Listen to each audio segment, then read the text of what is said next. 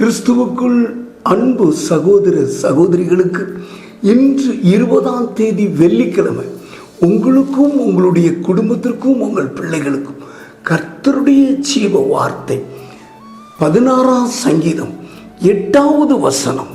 கர்த்தரை எப்பொழுதும் எனக்கு முன்பதாக வைத்திருக்கிறேன், அவர் என் வலது பார்சத்தில் இருக்கிறபடினால் நான் அசைக்கப்படுவதில்லை.